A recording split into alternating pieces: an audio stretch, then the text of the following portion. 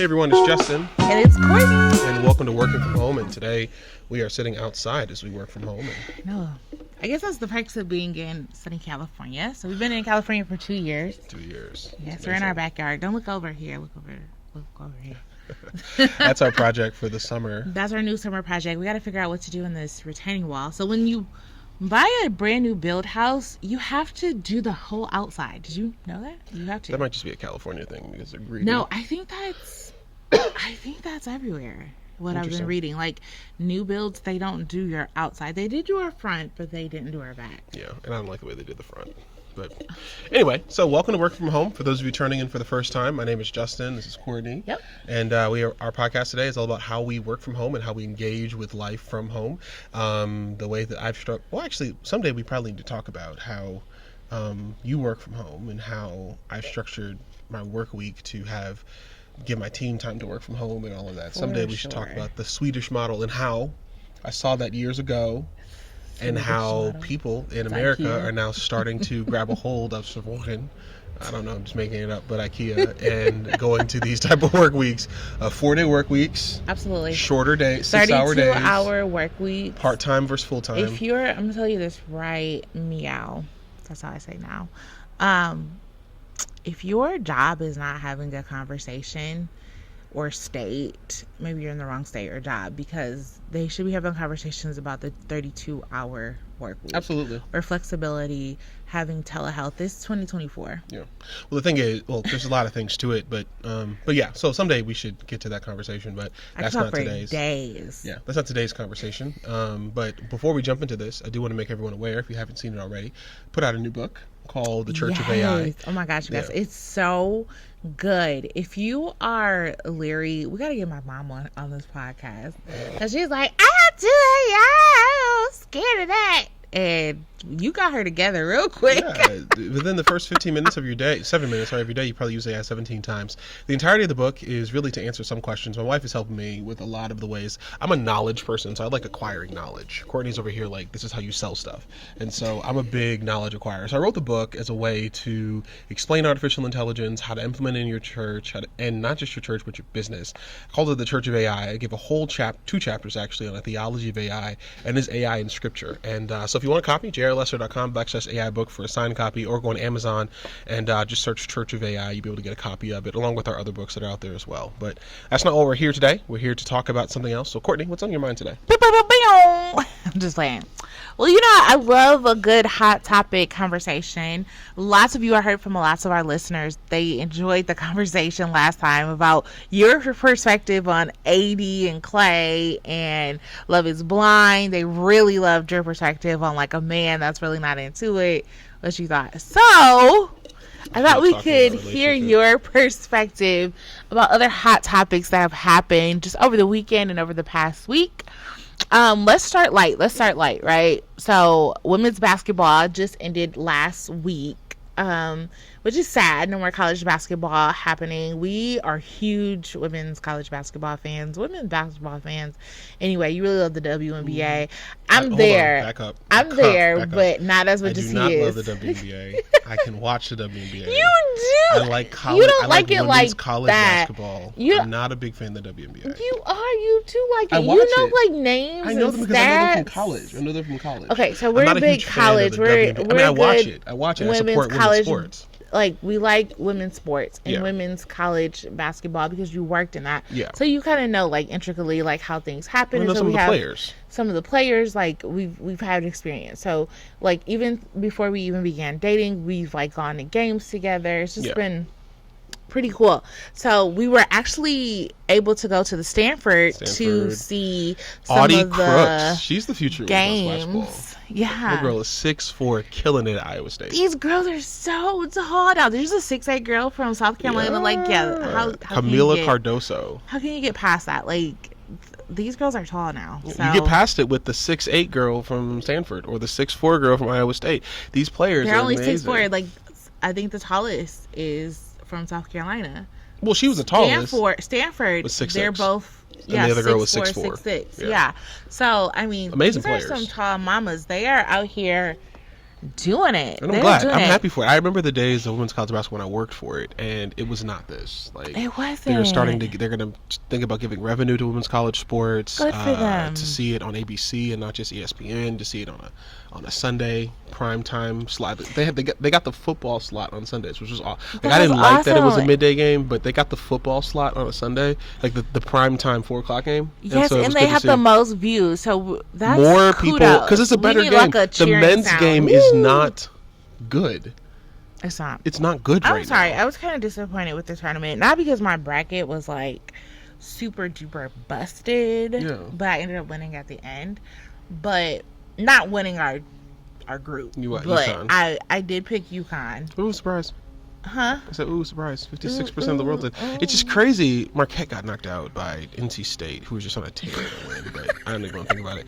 But no, I'm excited for women's college sports and women's college basketball. It's exciting to see what's happening with the women's game. It's exciting to see how people are supporting the women's game. Juju Watkins and Audie Crooks, and they're getting commercials, they're getting ads. I love seeing that, and like, it's even just now, such a Stanford. Good game. Like, I think it's so easy to follow. It's interesting.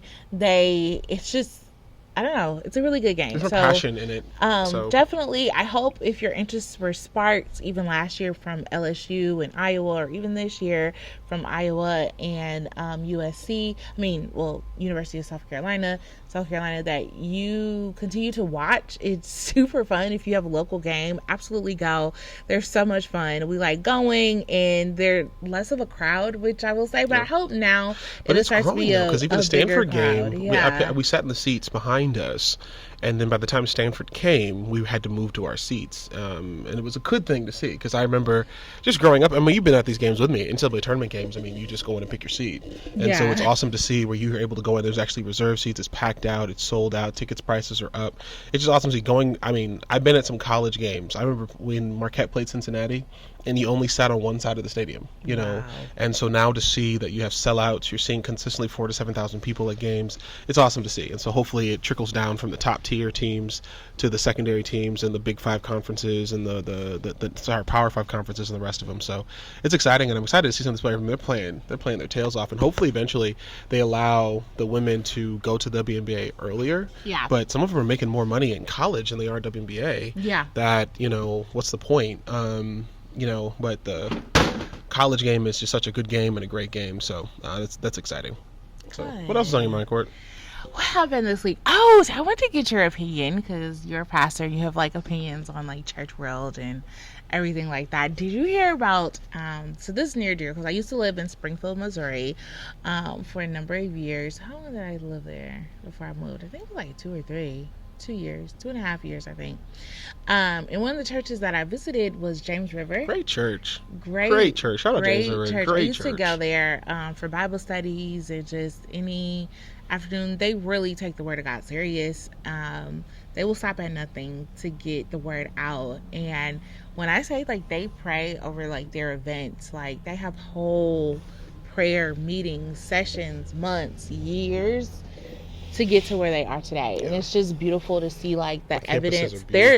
Their church is literally the evidence of prayer. Yeah. Like they have prayed for everything that they have. Man. And even when they've gotten to success, they keep praying for more success, because there's always more. The gospel is always more. It's just good to see that church. Yeah, it's good to see. So news came out of Springfield that at their men's conference, so they started with the big women's conference called, I think, DD4L.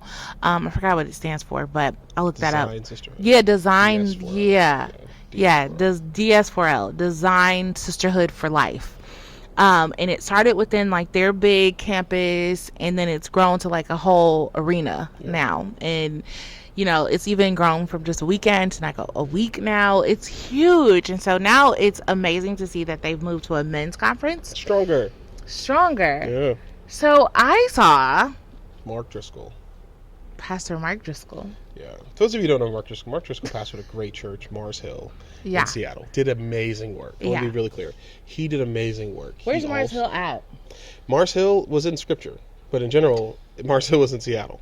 So he did great work in Seattle, and then he had planted churches all across the West Coast. He was doing amazing work, like Mark. Yeah. And then Mark Driscoll is just a conservative, white evangelical wrapped up in skinny jeans, and he. No, I wouldn't even say skinny jeans. He's like the country boy, Yeah. like, you know what I'm saying? Yeah. Like the outdoors. Mark grew Mars Hill and then got weird with his ego. And I don't know everything that happened. There's podcasts. You can go listen to him, Surviving Mars Hill, and churchleaders.com. It's like a bunch of, I don't know what happened. I'm not going to speak ill against the man of God, but like, because obviously the hand of God is on this man's life. God, but yeah.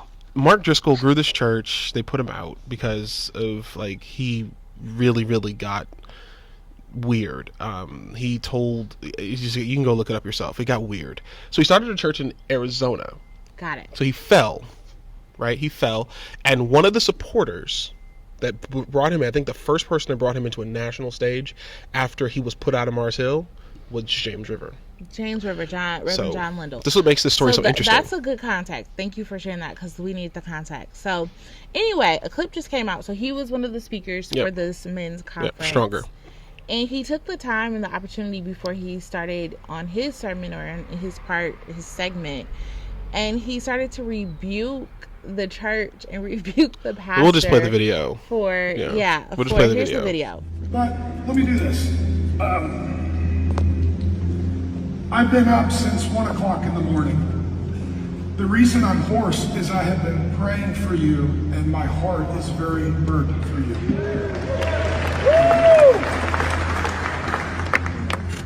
And I want to be very careful with this, and it's not what I want to say, but the Jezebel spirit has already been here. The Jezebel spirit opened our event. This is a rebuke and a correction of no one. This is an observation. Before the Word of God was open, there was a platform. It was a high place. On it was a pole, an asherah.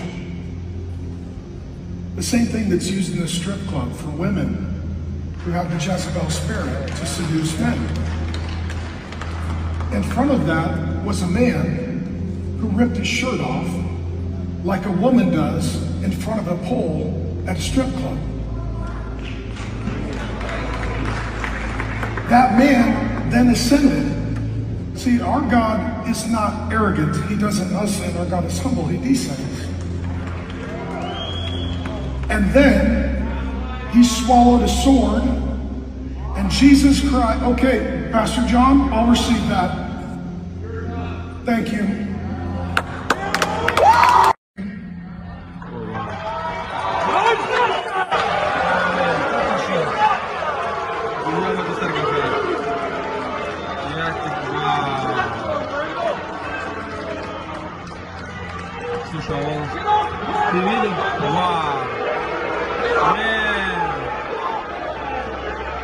Let me just say this.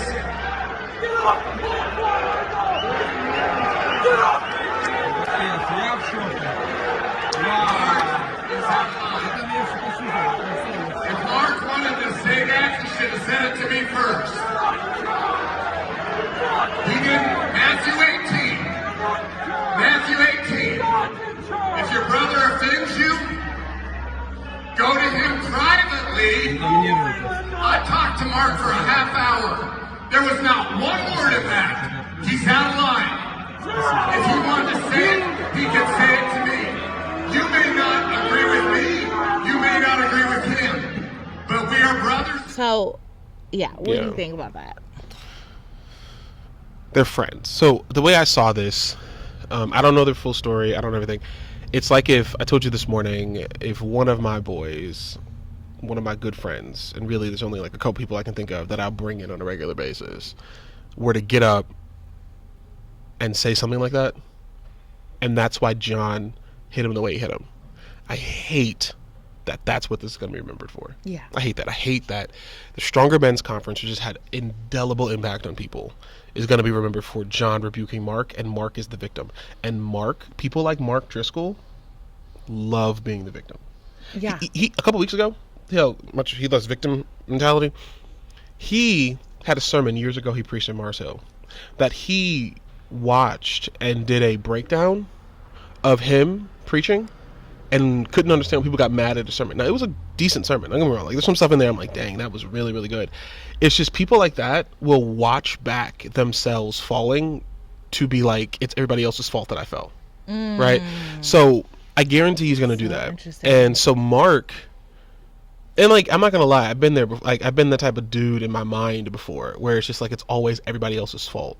And a lot of men, like, this is not even like you got to bring it from church. Like, to really see this, in my opinion, take it away from church, take it away from pastoring. This is a men thing. Men love being the victim of their own circumstances. Wow. It's unfortunate. And so, like, it's your fault. And so for Mark, so like John gets up and he's like, Matthew 18, if you wanted, you should have, and he was exactly right. If we're going to do this stuff biblically, if you are mad at something, don't take the check.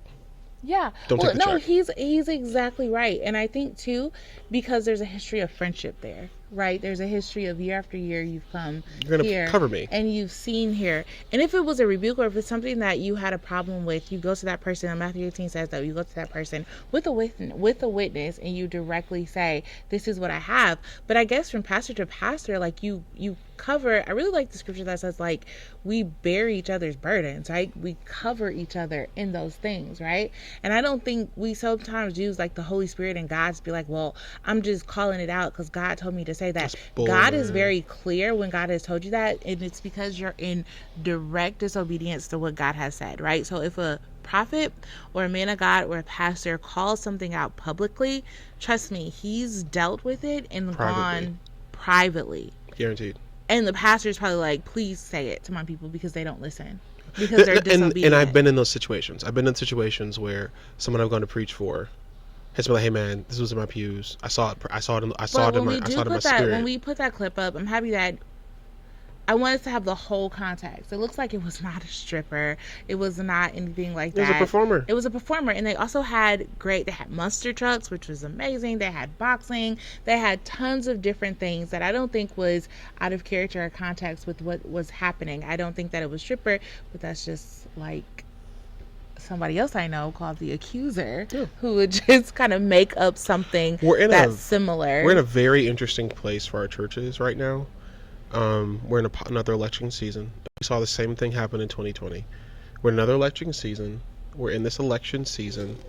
We have people on polar opposites harming each other. Yeah. And so whether it's Mark Driscoll, John Lindell, or any other pastor, whether you're going to be accused of being a Trump supporter or a Biden supporter.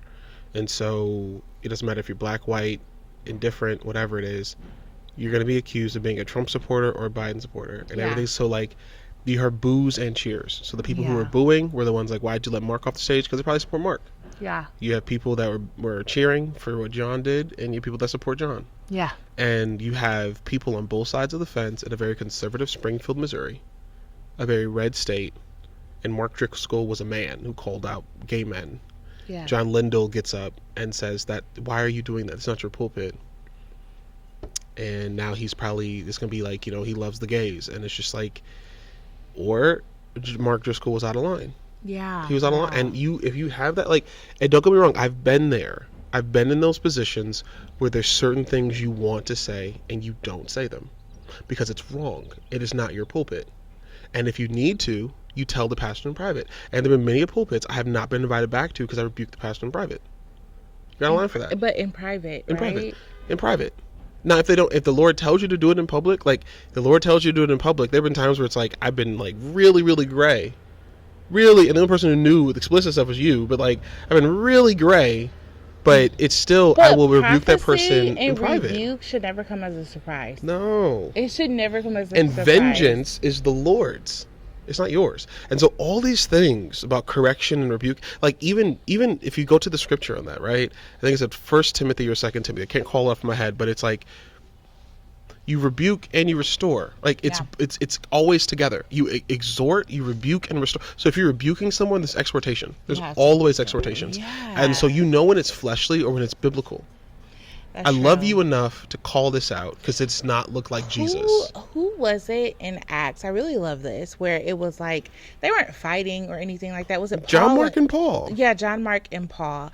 And they were like, we're both doing great things for the gospel. We're both advancing the church. But we just have different ways of doing it and different understandings. So you go your way and I'm going to go mine. The interesting thing was John Mark's ego had gotten bigger than the gospel. This is the part of that story that I didn't know until I studied it. So I've always heard it like that, where it's just like they just gotta disagree and want to separate. John Mark ego got big, and Paul called it out.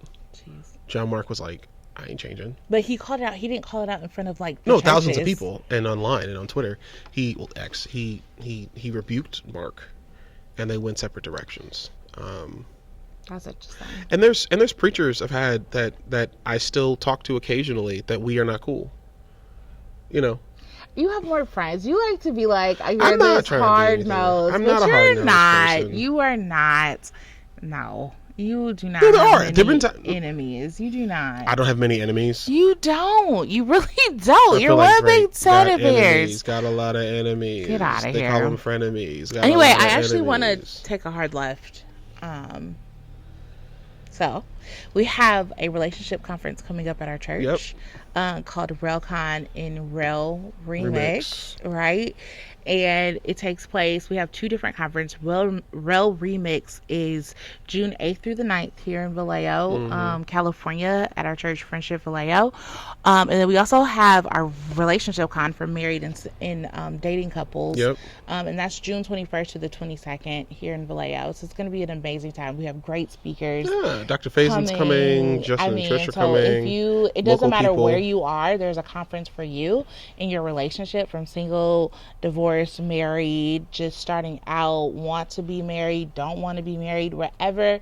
There's a session or a place for you. We have like all types of things. Anyway, so speaking of relationships, I thought it'd be good to kind of talk about this because people loved your take on these other things. So it's funny. You are the other reason. But you're so good at it. Reason I'm even showing up at these conferences. I'm doing this for people. I hate talking about relationships. Like, it was funny when I wrote Necessary Endings. Somebody asked me a question at a book talk I had, and they said, What is something you feel is missing from this book that you don't talk about? I was like, relationship. I never talk relationships. I hate talking about relationships. Because you're a good man. You're a good man. I'm not, so though. you're helping women today. I'm a sinner saved by grace. Amen. But you're helping people. I'm not. So I'm just trying to call that out. Anyway, so there was a podcast that I was listening to, and they were talking about the Simone Biles and the Simone Biles husband situation. Oh, yeah. Right? So I think I told you a little bit about it, but if you don't know, so Simone Biles' husband was on a podcast, right? And the podcast was like, the podcaster, the interviewer was like, wow, like,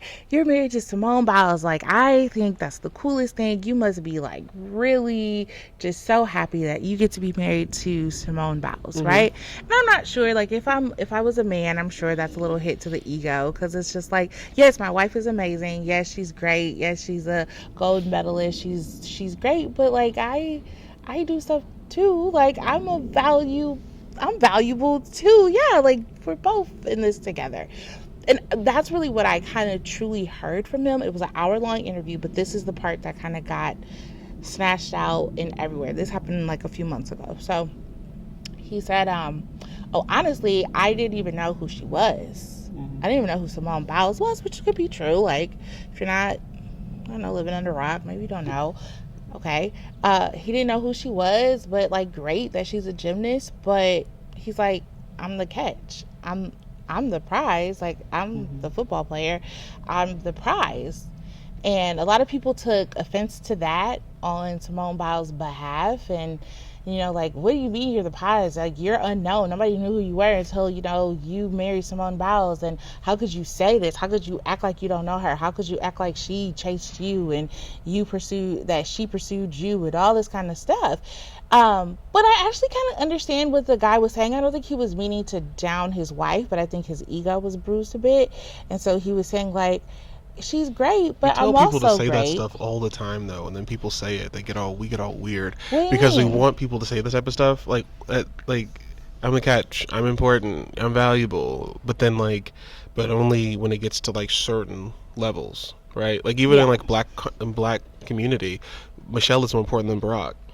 Right? So if Barack ever were to be like, oh yeah, like, you know, I went to Harvard too, I'm important too. No, but you married Michelle, and it's just like, who gives a crap, right? That's I guess my thing, where it's just like, yeah, he was a top 100 ESPN football player. The dude played at a Power 5 school and was drafted into the NFL and played for multiple NFL teams. He's a millionaire. Yeah. He's quite a catch. Simone Biles is simultaneously a catch. Yeah. She's a world class, world Olympian, multiple time over Olympian. They both are important. Yes. They both are doing well for themselves. They both have great things in store for them. So is he a catch? Absolutely. Is she a catch? Absolutely. They probably were on one of these like secret dating websites. I only know there's like, by the way, pause. As we're planning for Remix and looking for sponsors, if you want to sponsor, we're finding there's like hundreds of these dating sites out there that we're reaching out to be sponsors. But there's some for wealthy athletes and wealthy leaders, right? So like there's secret ones for people that like, so like I'm sure it was like anonymous, her face or parts of her face or whatever that you probably met first because they're trying to secretly date. Yeah. So who knows how they? I'm sure she wasn't on like Black People Meet. No, and so there's so many ways to even think about like how do they meet? How do they get engaged? How do they get to know one another? How do they get to date? Who connected them? What publicists introduced them to each other? What friends? What mutual friends do they have or did not? I mean, there's so many things. And then also, he was an ESPN top 100 player. See, that's different because I think I will say, I think Simone Biles is more popular, so more people Great. know her. What I'm saying but is, you have a different view because you're in the football world. Well, right? not just that. So let's think about it. Right. So nobody knows who you are. What I'm you not do. saying he's. I think he's no. very I'm not valuable. saying that. So nobody knows who you are or what you do. But because I'm on YouTube every Sunday twice for 2 hours, it's like, oh, well, Justin's a catch. No, you don't know Court. That's the thing. That's a good point. And that's one thing that I was going to bring up. Lots of people. And I will say this, like, as being in a predominantly Black church, right, there's only two things that a quote-unquote first lady can do. Is what? Sing and run the youth. Or run the youth ministry. That's only two things, is to sing and run the youth. But absolutely, you must be this perfection of beauty sitting in the front row and just being at the behest of your husband and doing things. But it's like, the things that you don't see, the things that it's like my value and how I serve my church are in other ways. I'm not even talking about serving the church. I'm not talking about serving the church. Like you professionally. But me professionally, yeah, you so don't like see. people don't see, like, you're an organizational leader. You've ran multi-million-dollar budgets. You've led tons of people. You've made concrete decisions that affect thousands of people at a time. But it's like people don't see that, right? So it's just like, so then, so it comes along and you're like, I'm the catch. Like, look at what I've done. I worked at multi-million-dollar organizations. I ran a startup. I ran this. I closed this. I made decisions on this. I hired. I fired. I ran. I decided. I organized. I built. I colorized. Period. And then it's like, so then you say like, so you say like, I'm a catch. And then it's like, well, don't you know who Justin is? I do. And Justin knows who I am. And I think the same thing goes with Simone and him. There's nothing wrong with him saying that. Because the thing is, like, no, think about it. We'll get in this relationship conference. Guarantee we're gonna leave out of there. We're gonna have an affirmation wall. People are gonna write the same crap that the man said down, but then he says it out loud. Like, oh no, like, here's what we're trying to say to him: demean yourself because you're with Simone, and just be happy. No, I'm a catch too. And so now, like, it's the whole Jeremiah. No, I know. I'm saying it's the whole Jeremiah thing. Like, I'm running with horses. I'm running with horses. And so it's like I'm running with horses. So yeah, she's great, and I love her for who. And because the thing about it too, we have to realize that we get together with people in partnership for our businesses, but real love does not need a business. Listen, like, real love is like, because the thing about, like, you hear me say this all the time, like, I've said this, well, I haven't said this out loud here. Love to me is the willingness to love someone beyond their worst, right? It's whether that's sickness, sin, health, business, whatever. Like, you're willing to say that I know your worst and not put up with it. I'm willing to see you either restored in the gospel. I'm willing to see you restored in your body, and I'm willing to know that it's possible that could happen, but we're going to do it together to not get there, and I'm going to love you in the midst of that truth. Yeah. So like you've been with me in the hospital, in ER rooms. Yeah. You've been with me after I've attempted suicide, and like there's a quote in this book I read, like, How Not to Kill Yourself. And the guy said this. He said, you be reading some books. Yeah, he said, when I'm alone by myself, I realize I'm with the person who tried to kill me. She is. So whenever I'm alone, I'm with I'm with the person who tried to kill me. Jeez. And you're willing to still love me, knowing that every time I'm alone, I'm with the person who tried to kill me. right? And you're still willing to love that. I've been with you when you had a C-section, literally like your entire body's open. Wyatt's heads are on his table. And I'm willing to love the insides of you coming out, right? And it's like, are you willing to look at, so really love is not about like, oh my gosh, she's Simone Biles and she won medals. We like that stuff. Yeah. He's a football player and he played for the Packers and the Bears and blah, blah, blah. And he's making millions. We love that stuff. Yeah. But like, you know, one of the best things I ever saw, I have to send you the video. It came up on my For You feed, and it was a divorce attorney talking about marriage. It was the best 20 minutes of marriage advice I've ever heard in my life.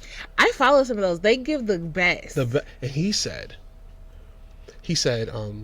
marriage has nothing to do with money. He said, that's why prenups. We should get a divorce attorney. We should get a divorce attorney. He said, marriage has nothing to do about money. He said, if you don't marry someone because you actually love them, he said, you'll make some mistakes and do a couple things. One, you'll have children with the worst part of yourself. He said, you'll marry someone for attraction. And the moment that you're no longer attracted to them, you'll be attracted to yourself. And being attracted to yourself means you'll find where, he said, that's where addictions happen. He said, this is where, he said, because you're not going to, and so he even, he taught, it was a great little thing. He talked for like 20 minutes. I was like, boy, this is the best. And he started giving advice about like marriages. He was talking about like, you know, he told this story, well, it's our podcast. So he told this story, right? I'm going to talk just about exactly what he said. He said, this couple was in his office getting divorced. And the husband was so frustrated because the thing, like, so he told the story that the wife would wake up and they would like, do stuff in the morning, right? And he would always text her how much he loved it and all of that, right? And so he would always buy her granola bars, her favorite granola bars, whenever like she performed fellatio on him in the morning. Right? Oh, Lord. This is what the divorce attorney said. So then eventually he stopped buying her granola, so she stopped doing that. Right? It was a cycle. Yeah, it's a cycle. So then it kept spiraling out of control. So then like whenever she did that, he bought her granola. And then whenever she didn't, he would buy, he had like, went to Costco, the divorce attorney said, and bought like a whole tin of granola. Well, she was like, I was set for granola, so I don't need granola. Like the only reason she was there is because like granola. Not granola, I want to be really clear. So then he said in the divorce proceedings, they had all these fights. They were trying to say all this stuff. Like nobody cheated anyone, no one stole anything. They were just falling out of love with each other. And it came down to, I withheld sex because he didn't buy me more granola. Right? And he's just like, I didn't buy granola because you withheld sex. And so now they're getting divorced over some stupid granola and withholding sex. And but that's like, the cycle, though. Yeah. Is that you got to communicate. If that's, you want granola so bad, one, we could talk about like subscription packages, but two, then why are you with me? Like, you only with me because like our first date I brought you granola? And that's what she was saying. Well, you brought me granola and it always reminds me of our first date. So our whole marriage is down to granola, right? And it sounds stupid, but for some people, that's what it is. And so, like, getting to the Simone Biles thing and all these relationship stuff, like, love, man, like, we don't know why they're in love. So he's over here just like, y'all are judging me. Like, I'm getting beat up for 8 months a year playing football. I have played football my entire year. I've been a top player. I got NIL deals. I'm a millionaire. I'm a freaking millionaire. That's it. I'm a millionaire, and right now, because I've been in the league for 6 years, I'm guaranteed $800,000 every year for the rest of my life with the best healthcare in the country. I am set for my life. My children are set for their lives. Simone and I together are great, and I'm in love with her not because of her gold medals, because I didn't need them gold medals. I'm in love with her not because of whatever she's done, or I'm in love with her because of the way that who she is, what she looks like, what she does, how she talks in private that we never hear. I mean, I don't know what they're in love for. And I think it's really sad that we think we have that much authority over somebody else's relationship that we can judge whether or not like they're loved or they're cared for. Like, that's just ridiculous to me. And so my opinion on that is like, that's stupid. Oh my gosh, that's such a valuable opinion that is like just perspective that I think a lot of people are overlooking when you understand that. And we put our own biases on people's like relationship, right? Absolutely. We look at all the time, it's like, how did you get her? Or she's more valuable because they're more valuable to us, or they're more known to us, or they're more that. And it's like so hard where it's like we don't know the ins and outs, we don't know how they met, but we're putting like, it's like how you put your budget on somebody else's. Like when you see someone buy something and you don't know how they did it because we put our finances on somebody else's life, right? Like you wouldn't buy it with your finances, or you couldn't buy it on your finances. So you're like, how could they do that? So they must be doing something. You would do something because you can't afford it, but that doesn't mean the reality for all of us. She was not on our basic Black people meat or Christian meat. vehicle or whatever they met on. I'm sure you're so right. And I'm sure he had limited details. They both probably did. Absolutely. Because it was probably a high Because of who they profile. are. Because of who they are. So in the same way, he's like, because like putting that in that perspective, it totally makes sense what he said. Like, oh, I didn't know who she was. I knew that her favorite color was X. I knew that she loved to I do saw this. a picture of her face. I knew that she was interested in this type of stuff. I knew that she travels a lot for her job. And I can't wait to meet her because that's probably the same stuff that he put on his. I'm interested in this. This is my favorite color. This is my favorite teams. This is what I like to do for fun. I like working out. They connected on whatever they connected on. And then they got to know each other. Right. And just so happened to be like, because imagine if she's on Black People Meet. You know what I mean? Like, imagine if she's on... Match. Yeah, like, it's just on Tinder. Everybody's swiping, I don't know, right or left, whatever one you swipe. Like, you're swiping on her. You want what you assume is great. She's a millionaire and all that. And then eventually, you know what happens? She goes to the hospital. Eventually what happens, she says something you don't like. And now you're asking yourself, do I want to be here with this person? They've gone through that, and they've been like, cool. When that happens, I want to be with you. So, that's all of that. That's awesome. Oh, cool. I think too, and I think that's an encouragement to all the married couples. It's like assessing like the true value, not based on what other people say and the value that they put on your relationship, but why do you love your spouse? Yeah. Like, what is it about it, and how are you both valuable to the situation? But that's all I have. And every once in a while, so just one thing I've seen as I've been looking up things for this relationship conference is the I meant to do this last week and I didn't because I got distracted, but it's reminding your spouse of the reasons you love them occasionally. So I meant to put a note when you went to lunch with Cam of like, hope you have an amazing day and like bringing light to the world. And I had a card and then I got distracted and looked up and it was time to go. But it's reminding your spouse occasionally so they know that you're thinking about them in the places they don't always want to be. Like, I think that's a challenge. And oftentimes, like, I remember this, and this is like all old trauma. My parents did that when they were on the verge of breaking up. Right, so they're writing notes to each other. They're writing letters to each other. My dad's buying cookies. My mom's buying cookies, and it's just like, why haven't y'all done this for years? Right, like even for me, I was telling you over the weekend, like I was trying to organize my next 3 months. I look at my year in chunks, and I'm like, when are we dating in the next 3 months? What are we doing when we go out of town together? When we do go out of town with Kim, what are we doing? Because it's like, I think like even one of the things I want to talk about at RailCon is how do you all stay married when the kids are gone? And it's like, so let's not wait until they're 18 to be like, oh crap, we haven't known each other for 18 years. But let's make sure that we are consistently knowing and building something so that when they do turn 18 and they're gone and they're no longer on our books, well, it's hard, right? That we are not living vicariously through them and their successes because we don't know our own. Right. And I think it's little things to think about. But that starts with the little things, and there's little things like cards, or little things like constant reminders, or randomly saying things, or showing affection in front of your children, reminding yourself and your spouse, and even your children and those around you, why you love who you love, why you're engaging with who you love, and why you're staying with who you love, and why you're making it, because love is a daily decision. For sure. Like, love is, you don't, like, I've said this before, like, you don't fall in love. No. Because you get back up. You choose. And it's a daily decision. And the same way that Christ loves us forever, we don't have that love of Christ. We are trying to be like Christ, and every day is a daily decision to love God, love your neighbor, and love yourself. And if you don't, I mean, you're gonna fall apart. So I don't know a lot about relationships. Clearly he does a lot, so we'll be looking for that relationship book coming out soon. That's one thing I will never do. We will never say never. Never say never. No, I'll say never because I have to write it. I will never write a relationship book. Out now book. and all the rest of your books, but Whatever. We'll be looking for that relationship book, won't we? Whatever. Anyway, so thank you guys for joining us. Do you have an unpaid advertisement? Unpaid advertisement. You know what I haven't done in a while is smoke meat. So unpaid advertisement is a cut of cow. Just a cut of cow. We saw Camden School has a new cow. Oh my god. And the first thing I said was, I can't wait for that to be good brisket. You guys listen to this. They were looking for a name. So Camden School got a new cow. They have a farm on campus. So they have like sheep, goats, pigs, all types of animals. They just got a new cow. And they were looking for names for the new cow. Do you know what this man said to call this new cow? Brisket. Brisket. How rude. Like, It's not how rude to the cow. I want them to feed him mash, and I want them to feed him some, like, fat. He's like a pet dog. He's beyond that point of brisket. I want him to feed him mash and feed him good, not a lot of protein, because I want some fat. They landed on the name Nickel because I had to be like, what'd you say? But he said Nickel because the first cow they had was smaller and her name was Penny. And so this cow was a bit bigger, and so his name is Nickel. So maybe we'll smoke some meat this weekend. So maybe when they get quarter, you could get a we'll buy some meat this weekend in honor of Nickel. You're so wrong. Fallen soldiers. What's your unpaid advertisement? Ooh, I don't know.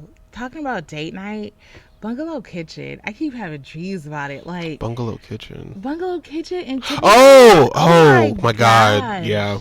I hate we had to rush out of there. That was some of the best food out of there. If you know if the takeout is good, an hour later, you know the food is so good. Restaurant in Marin, California, called the Bungalow Kitchen. Highly Tiburon. recommend. Tiburon, sorry. Highly recommend. Highly, 10 out of 10. That was so good. We have to go back. Yeah. So yeah. Thank you guys for joining Working From Home. We'll see you guys next week. God bless you.